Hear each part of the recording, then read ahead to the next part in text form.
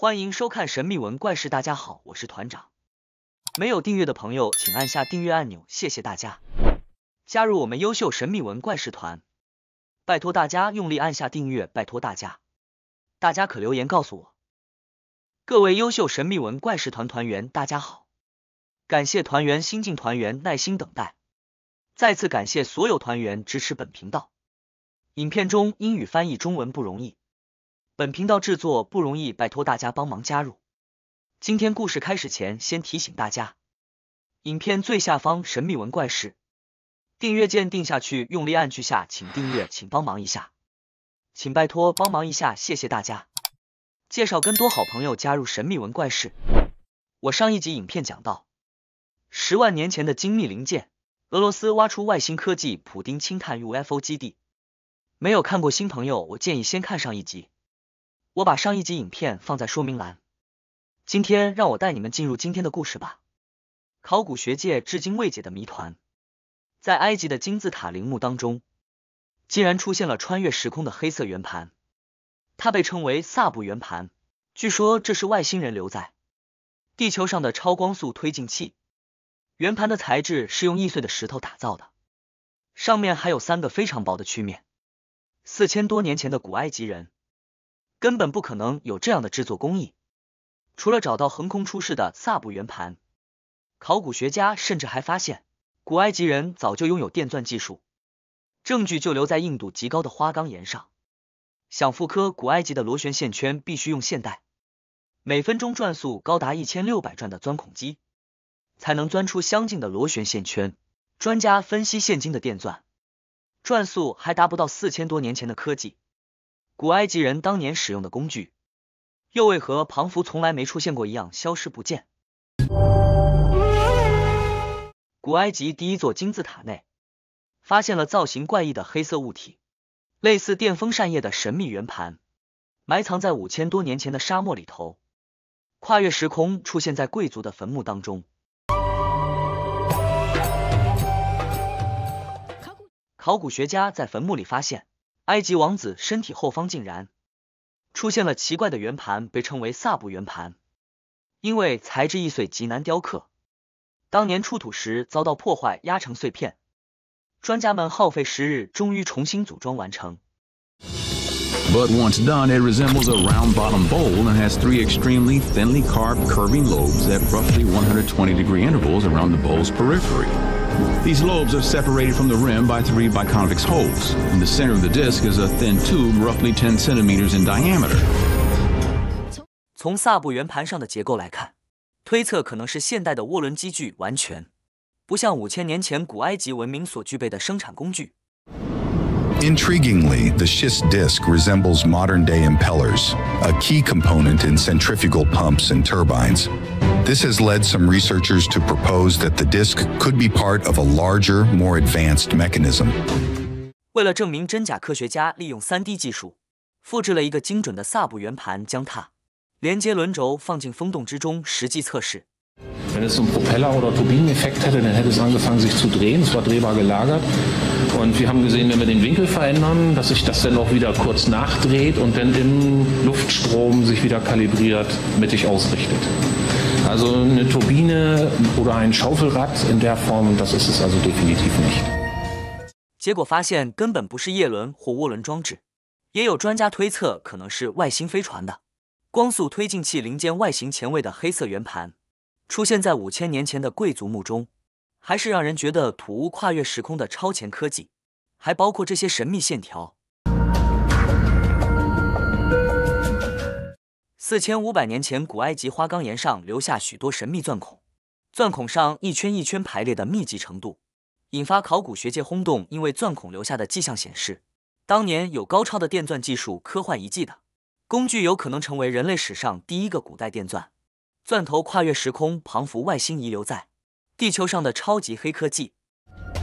Core 7 is a remarkable cylindrical piece of granite discovered near the Great Pyramids that is at least 4,500 years old. This ancient artifact is notable for its perfectly spaced, continuous spiral groove. Such precision suggests a level of technology seemed 今的我们想要达到4000多年前的程度都不一定能做到。These drill holes are exactly the same size, penetrating the granite at an intense depth. It's almost undeniable that these marks were made with an advanced machine rather than simple bronze tools. 仔细看看画面上的螺旋线条，每一个凹槽的深度和线条间隔完全一致，不难想象当年的钻孔工具肯定来自某种高超科技。It's an exact cylinder and has strange lines scored into it, which are perfectly spaced. In fact, it's one continuous line. 地质学家分析，在硬度等级当中，最硬的程度等级是10级花岗岩，达到7级硬度。4500年前的古埃及人最坚固的金属工具是铜，想用比花岗岩更软的铜来进行切割，根本是天方夜谭。古埃及人留下来的这颗岩芯透过现今科技模拟必须使用金刚石的钻头，透过电力驱动才足以制造出相同纹路。眼前这台每分钟的转速高达1600转的科技，古埃及人究竟该怎么办到？ The wider the space between the groove, the greater the force. Amazingly, research shows that the core was made by a drilling process with greater strength than a modern power drill.